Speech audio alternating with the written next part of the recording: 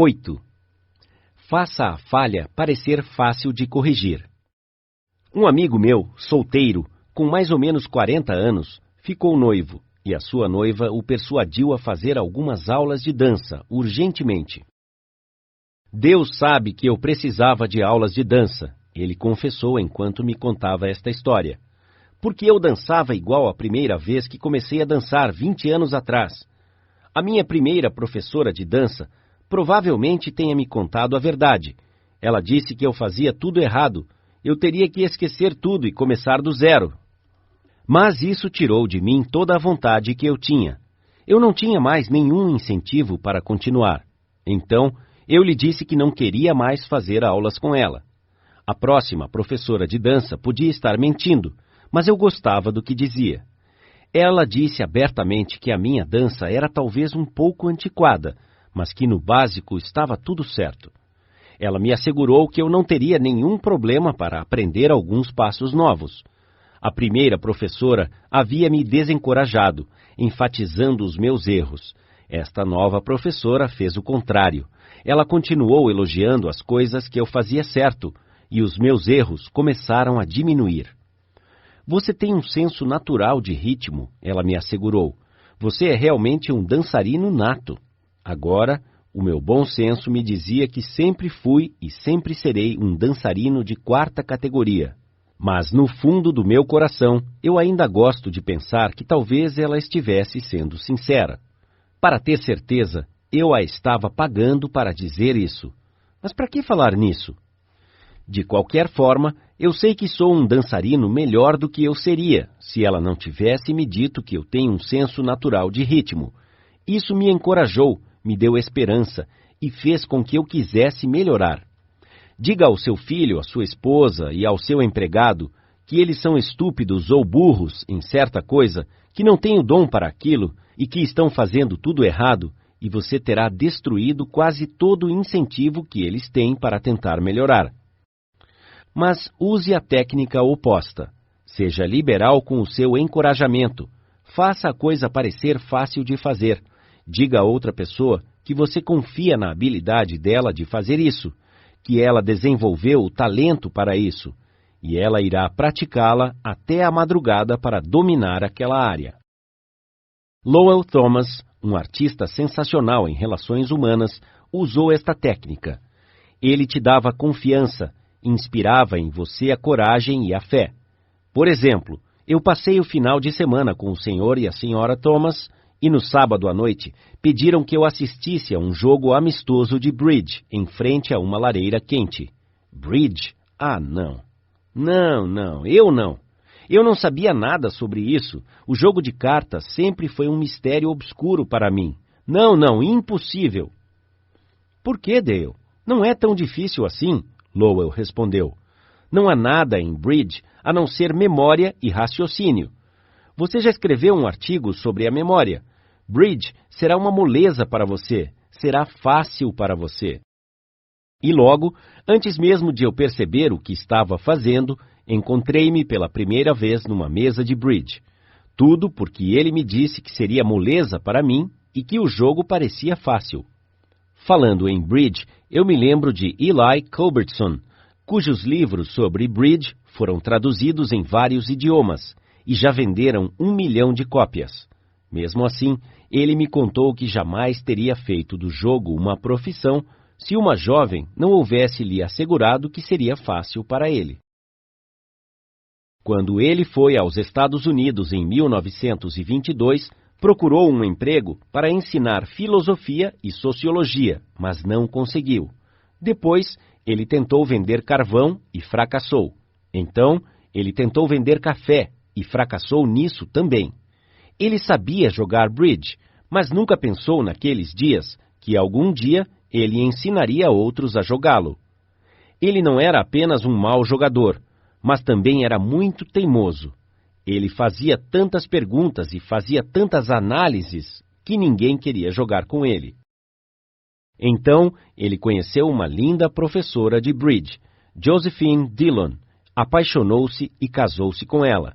Ela percebeu que ele analisava as suas cartas cuidadosamente e o persuadiu que ele era um gênio em potencial na mesa de baralho. Foi somente este encorajamento, Culbertson me contou, que fez com que ele fizesse do bridge uma profissão.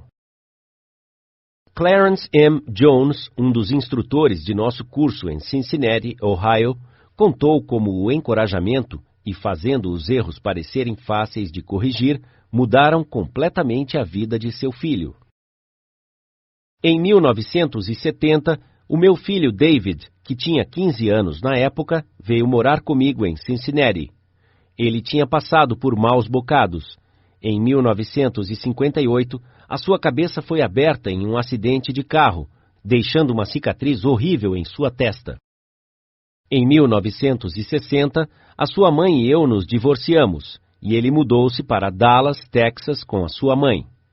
Até a idade de 15 anos, ele havia passado grande parte de seus anos escolares em classes especiais para alunos com dificuldade de aprendizagem no sistema escolar de Dallas.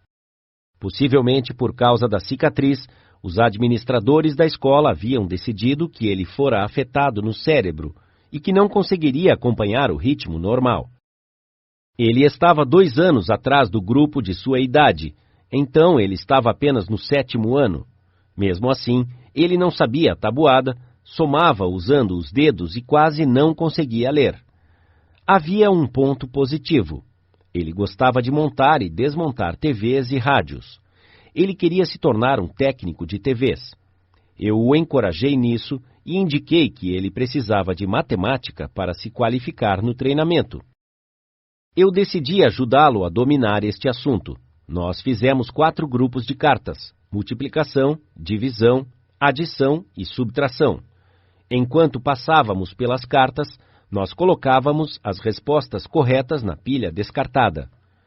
Quando David errava uma, eu lhe informava a resposta correta e depois colocava a carta na pilha de repetição, até que não havia mais nenhuma carta. Eu fazia um grande alvoroço cada vez que ele acertava, especialmente se ele não havia acertado a resposta anteriormente. Cada noite, nós passávamos pela pilha de repetição, até que não havia mais nenhuma carta. Cada noite, nós cronometrávamos o exercício. Eu prometi a ele que quando ele conseguisse acertar todas as cartas em 8 minutos, sem errar nenhuma delas, nós pararíamos de fazer isso todas as noites. Isso parecia um alvo difícil para David. Na primeira noite, demorou 52 minutos. Na segunda noite, demorou 48, depois 45, 44, 41 e depois menos de 40 minutos. Nós comemorávamos cada redução. Eu chamaria minha esposa e nós dois o abraçaríamos e todos nós faríamos uma ginga. Ao final de 1 mês, ele estava acertando todas as cartas em menos de 8 minutos. Quando ele fazia um pequeno progresso, ele pedia para fazer novamente. Ele havia feito a descoberta fantástica que aprender era fácil e divertido. Naturalmente, as suas notas em álgebra deram um salto. É incrível como a álgebra se torna mais fácil quando você consegue multiplicar. Ele ficou surpreso quando ele trouxe um B em matemática para casa. Isso jamais havia acontecido. Outras mudanças vieram com uma rapidez quase inacreditável. A sua leitura melhorou rapidamente e ele começou a usar os seus talentos naturais em desenho. Mais tarde, naquele ano letivo, o seu professor de ciências deu a ele um projeto para desenvolver para a feira de ciências da escola. Ele escolheu desenvolver uma série de modelos altamente complexos para demonstrar o efeito de alavancas e manivelas.